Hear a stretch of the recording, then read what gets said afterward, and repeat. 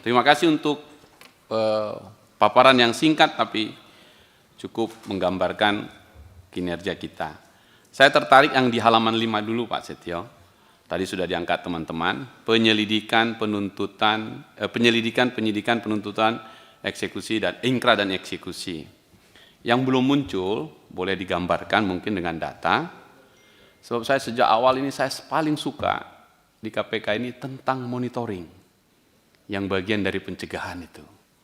Nah, ini belum muncul data monitoringnya. Biasanya tiap tahun kita laporkan ada monitoring dengan penelitian, kemudian disampaikan ke Presiden, juga ke DPR, sebagai bagian pencegahan yang tadi oleh teman-teman ditanyakan untuk monitoring ini. Nah, kaitan dengan monitoring ini, dan kemarin pidato kenegaraan Presiden yang mengkritisi BUMN, saya agak lebih fokus, saya mohon kalau boleh, karena belum ada laporannya, monitoring untuk bandara kita di seluruh Indonesia, khususnya bandara yang internasional.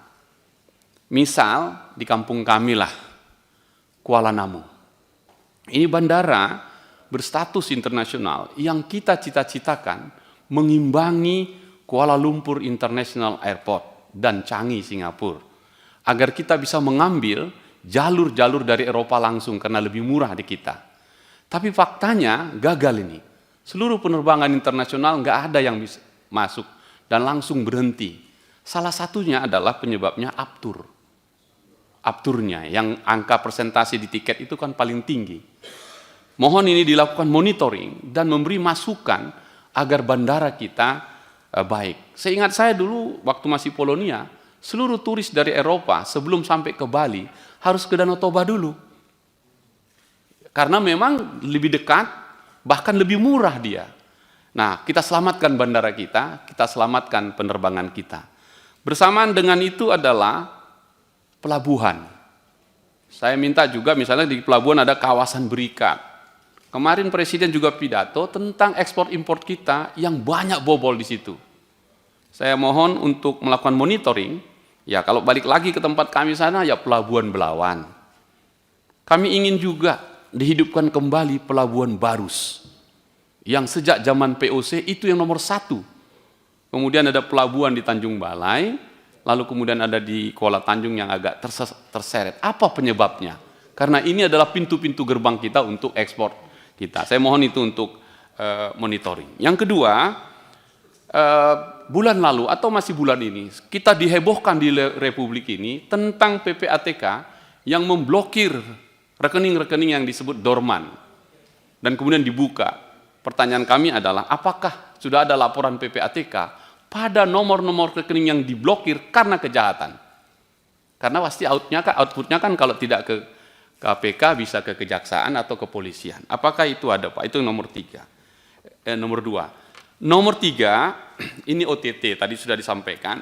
Saya punya pikiran untuk OTT ini yang kita masih ingat waktu kita diskusi di sini, ialah bagaimana kita membuat OTT itu bagian dari upaya kita yang terbaik untuk pemberantasan korupsi.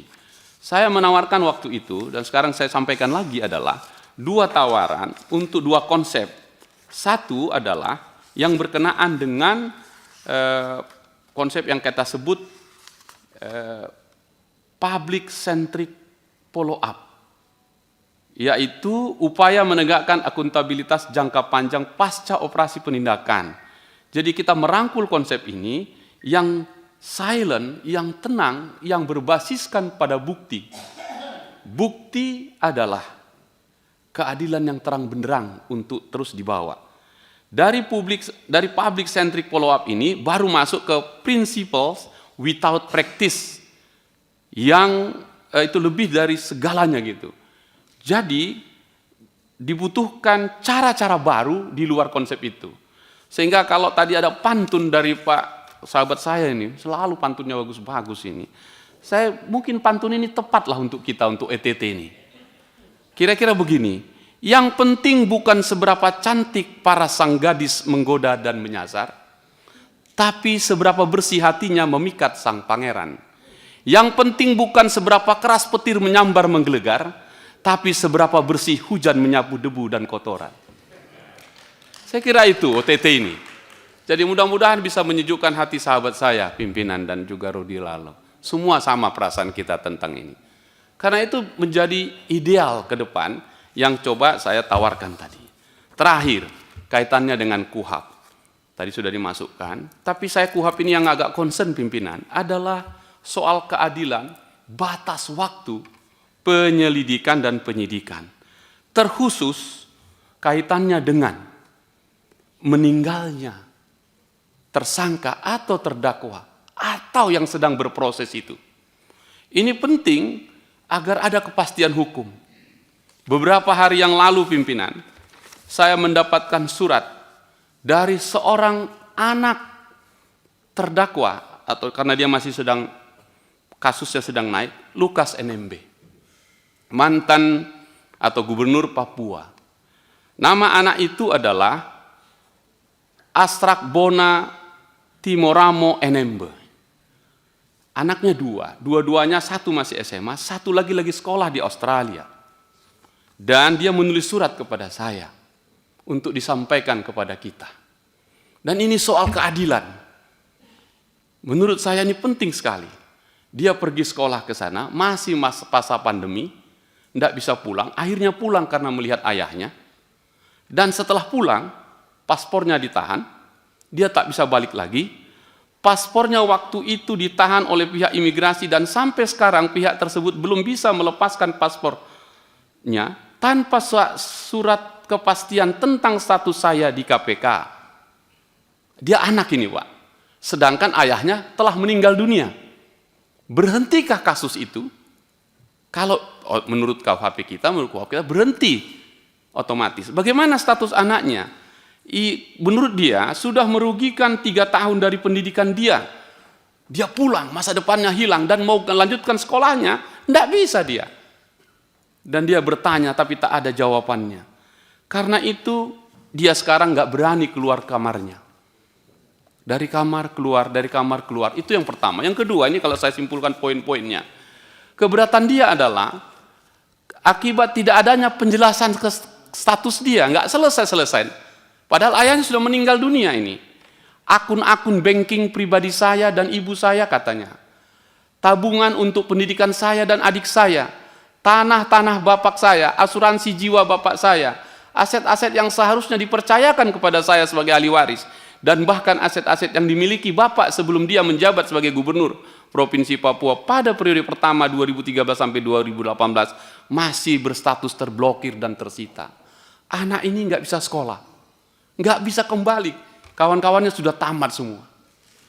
Nah, yang ketiga dia bilang, secara emosional dampak saya adalah trauma yang lebih mendalam dan yang akan lebih sulit dipulihkan, bahkan setelah keberatan-keberatan kami dijawab ini. Kami sangat trauma soal ini.